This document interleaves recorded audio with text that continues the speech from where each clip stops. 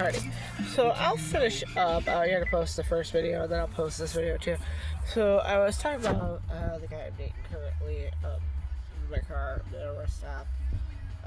The driver window does no longer work. It goes down, but doesn't go up anymore. It's kind of in bad shape, so you can see that I can stick my hand up there.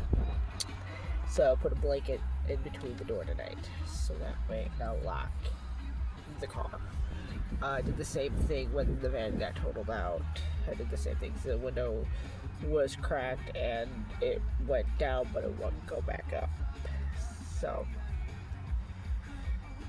anyway, so yeah, with Jorge and I, it's kind of interesting. Like I said, I had no love for him originally. I'm gonna feed my dogs here in a few too. I gotta eat my dinner too. But with he and I had no love for him because he was very self-centered, very stuck up, and he's like, well, "What do you think about me? You like me? You want to be with me?" And I'm like, "What the?" I'm like, "No, I don't go for guys who are full of themselves. I never did." And he left a bad taste in my mouth with that. So we were talking in January. I then had a suicide attempt. A lot of you know about that. And then I met Joe. And a lot of you know about Joe.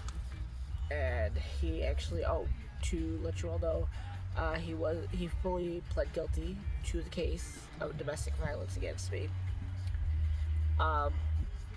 He was ordered to serve 4 days in prison with 2 accounted for, 2 credited toward him. So I don't know if he served the full 2 days or if they just gave him the slap on the wrist and said, "Screw it, you're good." I really don't care. Because they said next one, he will go away for life. I'm like, he also doesn't pay child support to his youngest child either, so. There's gonna be 2 instances where he can go to prison now. Anyway, so back to the guy I'm dating right now. So yeah, like I said, he left a bad taste in my mouth with saying, "Oh, you like me," and all. I'm like, "Oh, dude, no, you're self-centered. I don't like you." And it said, fast forward, when I got back to Illinois, he found me at Facebook dating. A lot of guys who I had either slept with, talked to, or dated somewhat. Here, they found me really quick. One of them was the one who my ex-husband claims I cheated on him with. He's got 2 names: White Boy Trucker and F-150 Guy. Those are his names. That's how I refer to him as. To the point of where he even told his girlfriend, "Oh yeah, she cheated on me with a guy with an F-150 and he's a White Boy Trucker." He and I never did anything. Like, truth be told, he and I never did anything. He came over, we watched a movie, that was it. He and I never slept together. He and I we made out. That's a whole other situation. We made out, but he and I never had any type of sexual penetration whatsoever. So, I don't know how my ex-husband thinks I cheated on him. I never did. Yeah, a few days later, when he came over, that was a whole different situation because my ex-husband had fully vacated the house. That was a whole different situation. But yeah, the day he came over, he and I, nothing. Nothing whatsoever. I mean, yeah, he looked me up and down at the restaurant, which, dear God, thinking back, I was like, I should have been creeped out more than anything else. I should have realized when my lab was lunging at him, it wasn't going to be a good thing. And literally, I looked at him when he came over the one Tuesday after work. I was still in full uniform when he came over. He's like, "Oh, I'll come over." I'm like, yeah. I was still in full uniform because I got off at like 5:30 that night. I got on the road almost around 6 o'clock after talking to everybody and, saying my goodbyes because it was Tuesday night. I wasn't going to be there Wednesday morning. I was in Rockford Wednesday, and I wasn't going to see anybody until Thursday morning. said my final goodbyes, did what I had to do, and called him up and said, hey, yeah, I'm on my way home. I just left work. You remember how to get to the house? He's like, yeah, I remember how to get to the house. Okay, no problem. If you need me to send you the address, I can send you the address so you can GPS it. And he got to the house. And I had my Christmas tree up because the Saturday prior, my ex-husband was at the house. Or Saturday, he was there Saturday and Sunday. And he actually helped me. I told him, I said, hey, let's get the Christmas tree up. I got it up. The guy came over on Tuesday. But my ex-husband had vacated the house. Legitimately, he vacated the house as of December 1st. He moved out. He's like, I'm going to my sister's. I'm staying there. Bye. On my house. Bye. Anyway, it's a whole other story for a whole other situation. We'll go through that one day. Anyway, so like I said, Jorge came up after White Boy Trucker. Yeah, he was after White Boy Trucker, but between David. David and I started dating at the end of December. 2 weeks into the relationship, he's like, I'm scared, I'm leaving. This is moving way too fast. Bye. Then Jorge came up. Then Michael. Yeah, there was Jorge. So there was Jorge, David, Michael. Yeah. Jorge, David, Michael, David, Joe, Dustin, Tony, another Jorge, and Tony and Jorge were actually out here in Illinois. Dustin was actually in Texas. But I never slept with the other Jorge. I did sleep with the Tony because he and I actually, yeah, because I was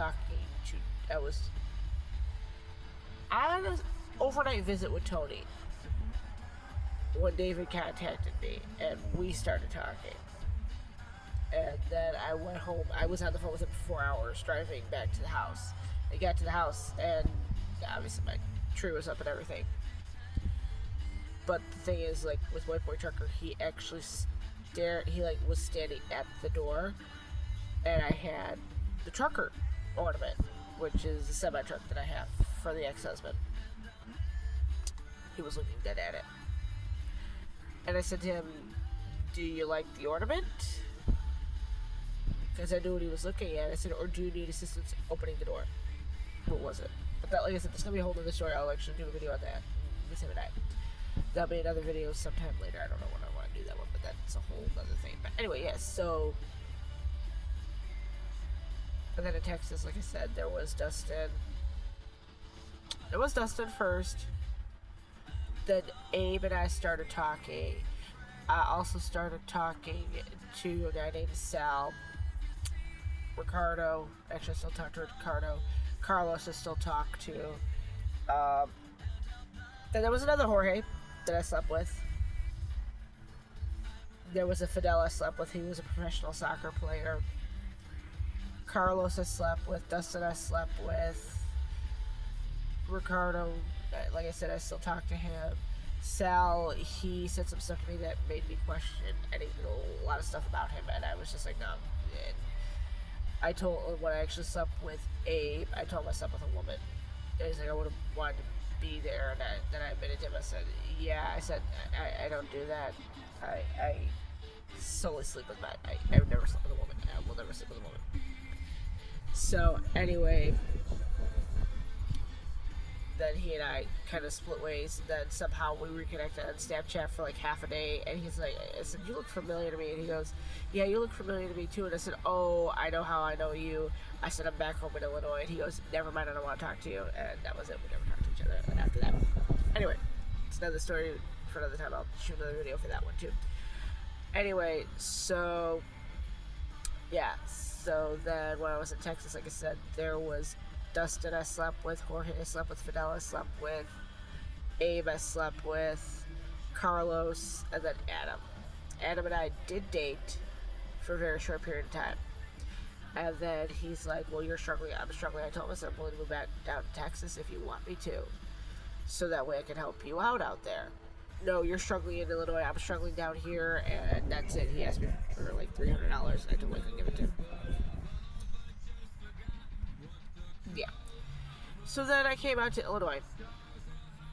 Like I said, when I got out to Illinois, David, not the trucker David, there was another guy named David, contacted me. White Boy Trucker contacted me again, and then Jorge contacted me. That was 3 guys that I was talking to before I went to Texas that recontacted me. I slept with at least one of them.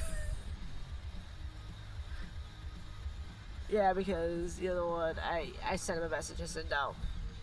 I said, you could not perform. 1, 2. I said, I want nothing to do with you. I said, I do not want my kids to be fathered by a white guy. Years ago, yeah, I was like, 100% help my guys. Yes. I'm like, no, not want those bad guys. So, I'm going to turn this light off so we can get gnats in here. Yeah.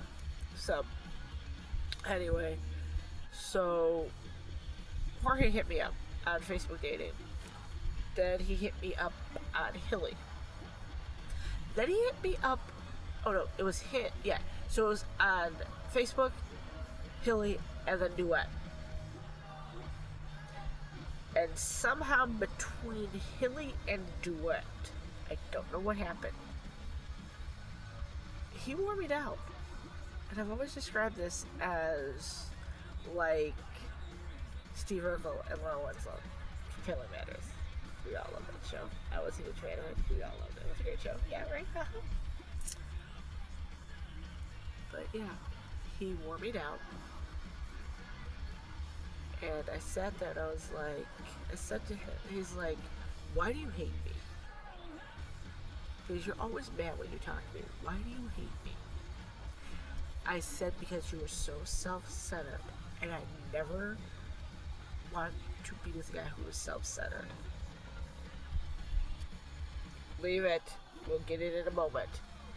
Sorry, they want to eat. I gotta feed them here in a second. But it's 10 o'clock at night, so I gotta eat too. But it's just the whole situation. Thinking back, maybe I was secretly in love with him originally and didn't understand what it was going to be. And like I said, it's the whole thing of that